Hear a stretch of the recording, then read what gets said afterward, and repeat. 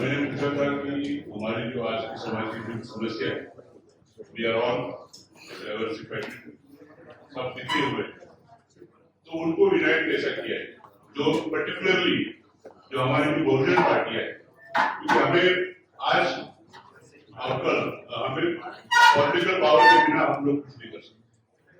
Unless we have the political power, it is very difficult to go in the policy making. Everywhere policy making is important.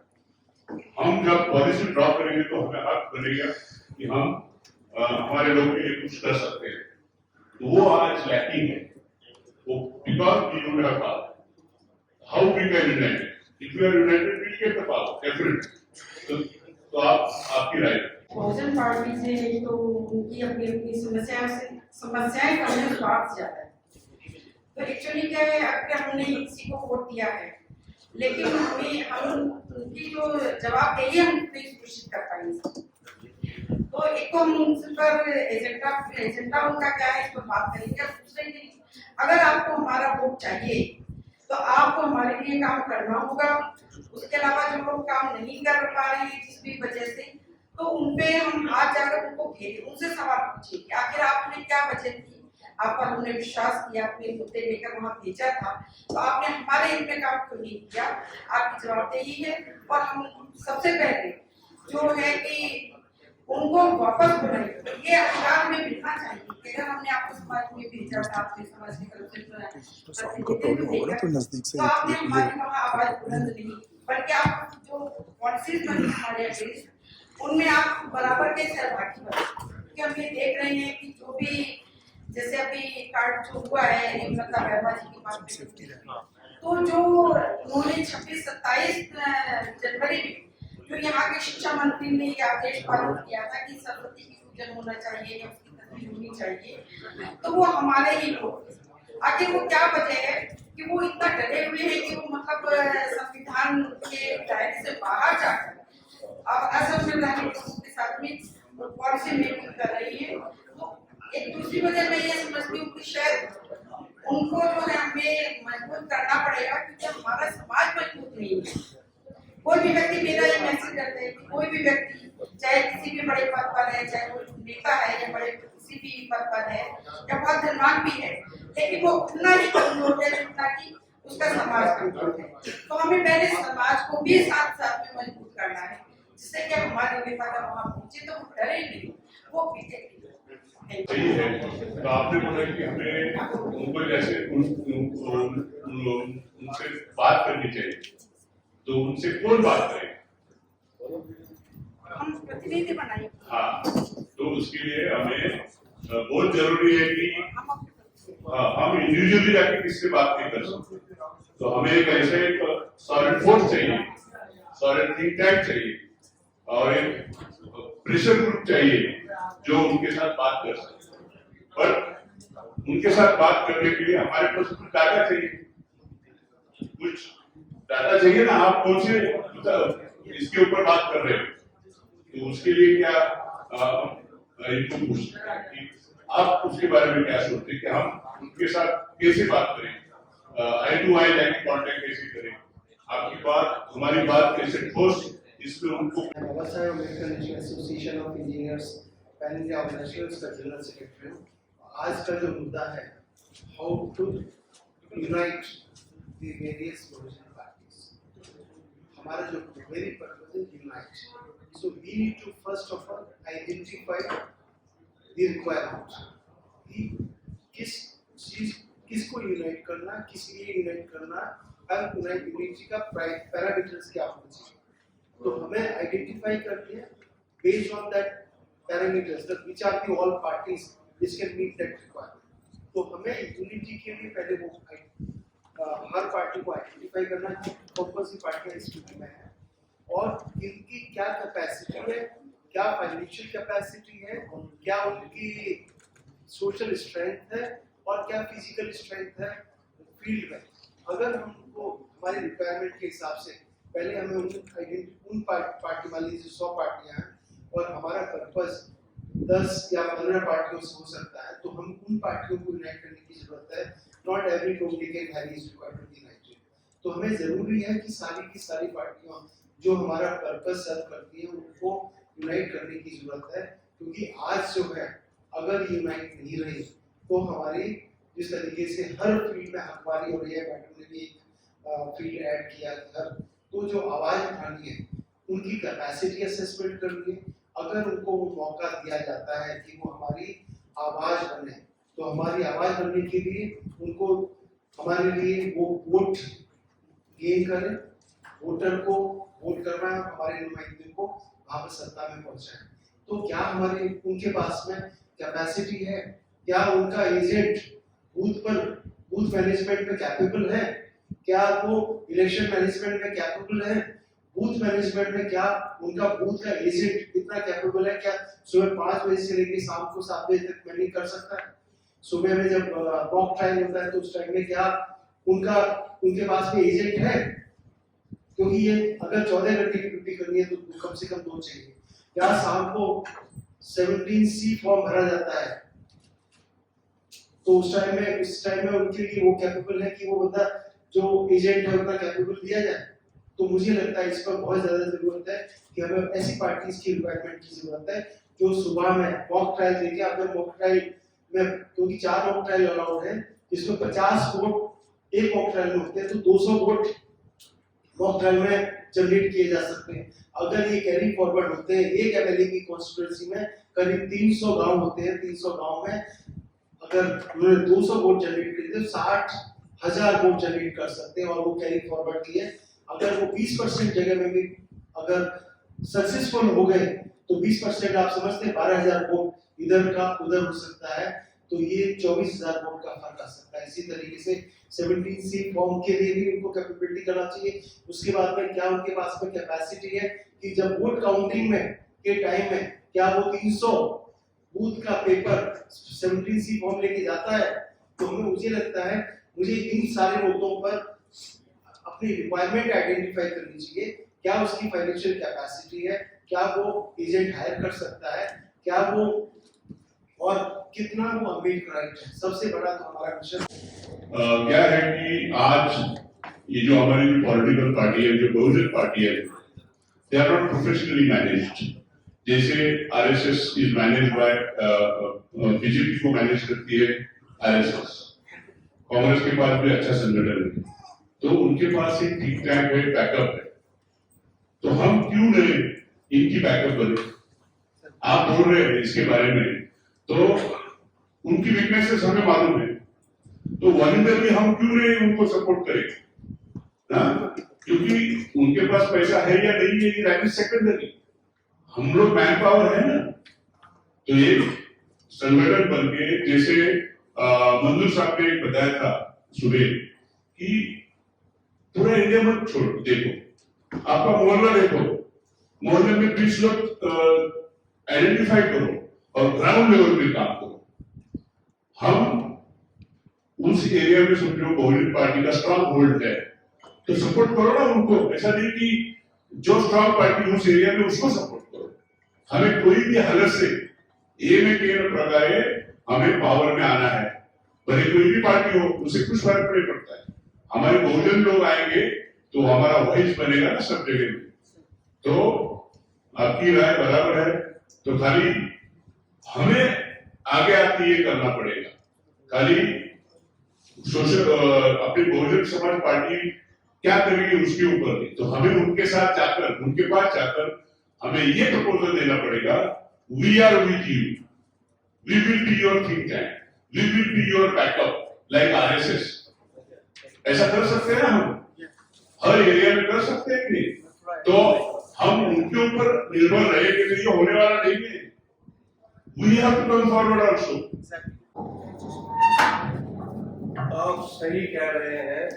Idea ये है कि आज जो NDA से India गठबंधन है, जो कि ठोस आल्टरनेटिव के रूप में लग रहा है, उसके अंदर टॉप मैनेजमेंट के नीचे जो मिडिल ग्रेड मैनेजमेंट है वो बेसिकली हाई अपर कास्ट की है और वो इनडिफरेंट है। अगर ऊपर वाली के ग्रुप की चाहे कि ये सीट निकल जाए तो वो ह्यूमनियर कैरेक्टर है। उस हालत में हमें कांग्रेस के इंटरनल संगठन को स्ट्रेंथ करना पड़ेगा, हमें आगे ही फॉरवर्ड होके आना पड़ेगा।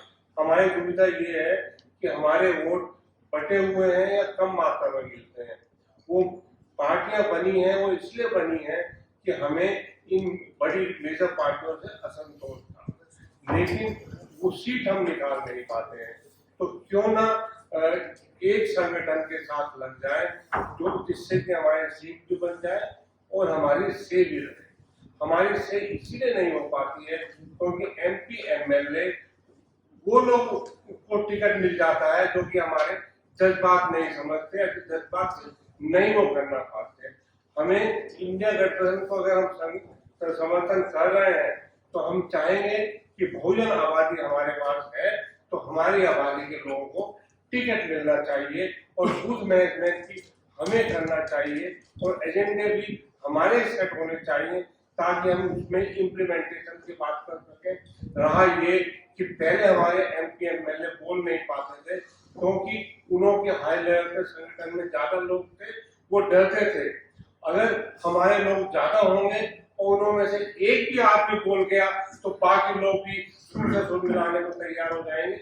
इसीलिए हमें चाहिए कि अगर हम किसी संगठन को तैयार कर रहे हैं मनुवाद के खिलाफ, मनुवाद ने जो हमारी प्रोग्रेस है उसे पीछे धकेल दिया है। अगर नहीं बढ़ती तो हम सोचते हैं कि शायद हम बार्गेनिंग करके ले लेंगे, पर एजुकेशन में देख लीजिए, नौकरियों में देख लीजिए, हायर एजुकेशन में देख लीजिए, IAS ऑफिसर में डिग्रेड हो गया और सारे इंस्टीट्यूशन पे कब्जा हो गया तो हमारा डिग्रेडेशन हुआ है। तो उसमें हमें दूसरे संगठन के पास जाना पड़ेगा, लेकिन वो भी कहीं ऐसा ना करे। इसीलिए हम चाहेंगे कि हमारे बहुजन संगठन के लोगों को ही टिकट मिलना चाहिए और क्योंकि ये इंटेलेक्चुअल ग्रुप है, अगर इन इंटेलेक्चुअल ग्रुप्स के नाम पर अगर एक संगठन से लेटर जाएगा कि हम आपको सपोर्ट करते हैं, आप टिकट में हमें ध्यान रखिए, टिकट में तो अपना देखिए, हमारे कहने से बात नहीं बनेगी। हर एक कॉन्स्टिट्यूशन में आपस में मिलिए, प्यार मोहब्बत चलिए, जाट गुज्जर और चमार भंगी और मुसलमान ये सब मिलकर देखिए कि हम में से समझदार कौन सा आदमी है, उसे टिकट दिलाने की बात करिए। भविष्य हमारा बहुत उज्जवल है, बशर्ते कि हम थोड़ा चौकन्ने रहें, बूथ की मैनेजमेंट करें, टिकट मैनेजमेंट में बात करें और उन्हें, क्योंकि हो सकता है कि संगठन में पैसे भी कम हो, आर्थिक मदद भी करें।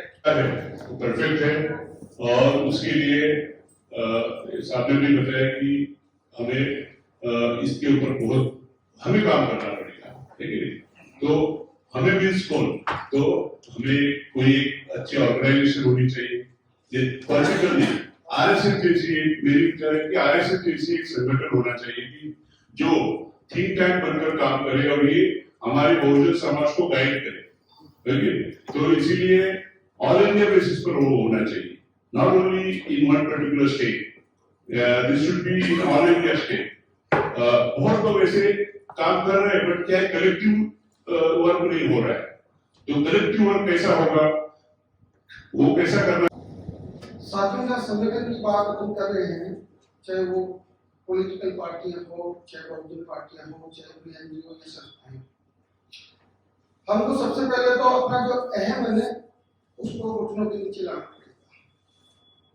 कई बार क्या होता है कि मेरा मुद्दा तो 5 टिकटों का या 20 टिकटों पे चुनाव लड़ाने की बात करता हूँ, चाहे पार्टी बहुजन समाज पार्टी हो, चाहे पार्टी हो, कभी भी हो, तो हम क्या है कि जहां जीतने वाली सीटें होती है ना वहां से भी हार जाते हैं। तो सबसे पहले तो जो पार्टी चुनाव लड़ा रही है, बहुजन समाज पार्टी या कोई भी पार्टी अपनी है, तो उसको अपनी इकोनॉमिक्स को देखनी चाहिए कि मेरी इकोनॉमिक्स कंडीशन ये है और मैं इस इकोनॉमिक्स कंडीशन के बेस के पर 10 सीटें निकाल सकता हूँ या 20 सीटें निकाल सकता हूँ, और उन 20 सीटों में भी अगर वो कोशिश करते हैं तो वहां से ऐसे डेडिकेटेड बंदे उनको लेने चाहिए जो समाज के प्रति पिछले 20 साल से प्रयासरत है, संविधान बचाने के लिए लड़ते हैं, संविधान बचाने के लिए जनता से लड़ रहे हैं, संविधान बचाने के लिए अपने कैरियर चौपट कर दिया, संविधान बचाने के लिए सभी लोगों से जूझ रहे हैं। यह आइडियोलॉजी मैं बहुजन समाज पार्टी की नहीं कह रहा, सभी पार्टियों को कह रहा हूँ, और SC, ST, OBC और माइनॉरिटी चारों लोगों के लिए ये बात मैं कह रहा हूँ कि जहां अपन को ये लग रहा है कि यहाँ पे हमारी पार्टी चुनाव जीत सकती है, तो ऐसे मिशनरी आदमी को टिकट देना चाहिए कि वो जीतने के बाद में उसकी तिलकदारी की गोद में जाके नहीं बैठे और पार्टी का नाम निशान नहीं मिटाए। जहां हम बहुजन समाज पार्टी की बात करते हैं तो हमारे 6 MLA जीते, सब 6 MLA जीते, लेकिन फिर भी उन्होंने दूसरी पार्टी का क्यों थाम दिया? हमारी कमजोरी थी, पार्टी की भी कमजोरी थी।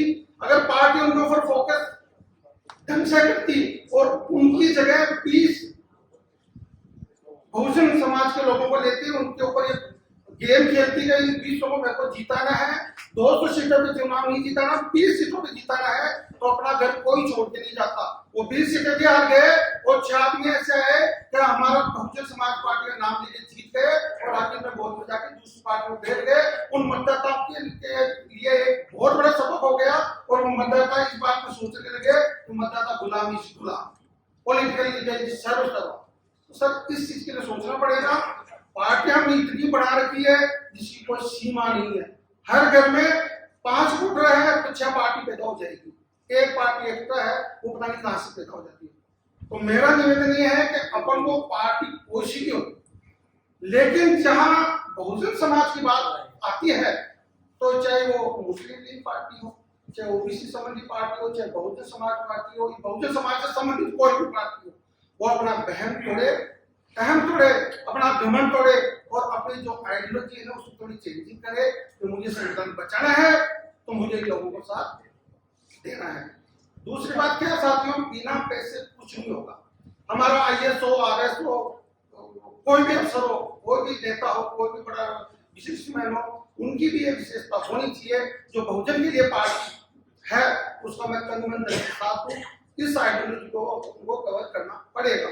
दूसरा, अपने घर से ही सुधार कीजिएगा। आप घर को सुधार लोगे बहुजन समाज के लिए तो पड़ोसी का नंबर लीजिएगा, पड़ोसी का नंबर लेने के बाद में कॉलोनी का नंबर लीजिए। लास्ट पॉइंट मेरा एक और है, हमारे नेता अगर दल बदलू हो जाता है और वो संविधान की बात नहीं करता है तो उसको सुधारने के 3 तरीके हैं। प्यार मोहब्बत भी है, रोड पे लाने का तरीका भी है, और तीसरा तरीका आप सब जानते हो, उसके लिए कम से कम एक स्टेट के ऊपर 500 आदमियों की फौज होनी चाहिए जो कानून से डरे, लेकिन लिमिट में डरे और उनको ये पता लगे कि हमारे पीछे हमारी मदद करने वाले हैं। अगर उनको इस बात की आप हिम्मत जता देते हो तो हमारा बहुजन समाज और हमारी पार्टी मजबूत हो सकती है। और जो समाज के साथ गद्दारी कर रहे हैं उनको बेनकाब कीजिएगा, अन्यथा हम पार्टियां बनती जाएगी और हम हमारे भविष्य के लिए हमारे बच्चों को कुछ देके नहीं जाएंगे। मैं ये यूनाइट कैसे हो, ओके, तो इसके लिए हम लोग फोकस करते हैं अभी। तो उसके लिए हम लोग ये चर्चा कर रहे हैं। यूनाइट समझो अभी मेजर पार्टियां है हमारे, जो मैंने अभी बताया, तो इनको हम कैसा प्रेजेंट करें, उसके साथ कैसा जाए, वो कैसा हम स्ट्रेटेजी बनाए, तो उसके बारे में हम लोग डिस्कस कर रहे हैं। तो हम लोग बाकी का वो होते रहेगा। आज का टॉपिक सर मैं थोड़ी सी मैं 2 बातें कहना चाहूंगा प्लीज। हाँ प्लीज। मेरा ये कहना है कि अपना सवाल है कि साथ कैसे लाएं। इसके लिए मेरा सबमिशन है कि हमारी अपेक्स बॉडी, देश लेवल की अपेक्स बॉडी हो, वो अपेक्स बॉडी सारी बहुजन पार्टी या बहुजन समाज के लिए संविधान की मंशा के अनुसार आयोग, कमीशन, कमेटियां, जितने भी तरह कानून इनके वेलफेयर के लिए बनाए हैं, क्या ये धरातल पर उतरे, उसको फॉलो करने के लिए एक लिस्ट आउट होना चाहिए।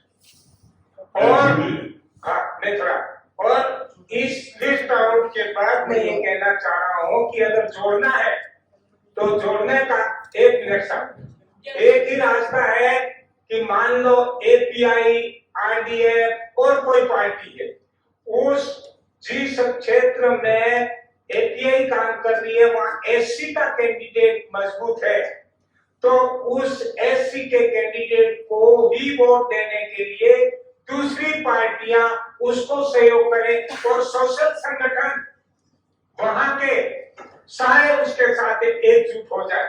उस तरह से जो संवैधानिक प्रावधानों को ध्यान में रखते हुए पार्टी जब इंटरलिंकअप हो जाएगी मुद्दों आधारित, तो निश्चित ही एक दूसरे के लिए कोऑर्डिनेशन होगा और आने वाले टाइम के लिए लोगों के लिए हित में काम करेगी। इस तरह से अपेक्स बॉडी में चर्चा की जाएगी। हमारे चैनल बहुजन दस्तक को लाइक, शेयर, सब्सक्राइब देखना मत भूलिएगा। जय भीम, जय भारत, जय संविधान। नमो बुद्धाय। धन्यवाद। चैनल आर्थिक समस्या से गुजर रहा है। अगर आप बहुजन समाज में बाबा साहेब अम्बेडकर और तथागत बुद्ध की विचारधारा को अधिक से अधिक लोगों तक पहुंचाना चाहते हैं तो हमें आर्थिक सहयोग प्रदान करें, ताकि हम अपने चैनल के माध्यम से देश विदेश में समता, बंधुता, एकता और संवैधानिक अधिकारों को ज्यादा से ज्यादा लोगों तक पहुंचा सकें। आप अपनी सहायता राशि नीचे लिखे खाते में जमा करा सकते हैं। खाता धारक गौतम रत्न, खाता संख्या 316957686551, IFSC कोड SBIN 0060336, बैंक भारतीय स्टेट बैंक। आप हमारे बैंक खाते का विवरण स्क्रीन पर भी देख सकते हैं। जय भीम, जय भीम। मैं गौतम रत्ना आपका बहुजन फिल्म प्रोडक्शन में स्वागत करता हूं और आप हमारे प्रोडक्शन हाउस के अंदर अपना कैरियर बना सकते हैं as a film director, as a producer and actor and actress and editor and cinematographer also. अगर आपको फिल्म से रिलेटेड कुछ भी प्रोजेक्ट आपको बनवाना है तो हमारे पास में पूरा सेटअप है, जिसमें फिल्म कैमरा है, शूटिंग लाइट्स है और एडिटिंग है। सारा A to Z एक ही जगह पर आपको हमारे यहाँ पर मिल जाएगा। तो दोस्तों आप हमें कांटेक्ट कर सकते हैं हमारे नंबर्स पर 9810085714 और 8510005714। हमारे वेबसाइट पे विजिट कर सकते हैं www.filmserviceindia.com और हमें मेल भी कर सकते हैं gautamfilmsproduction@gmail.com पर। धन्यवाद।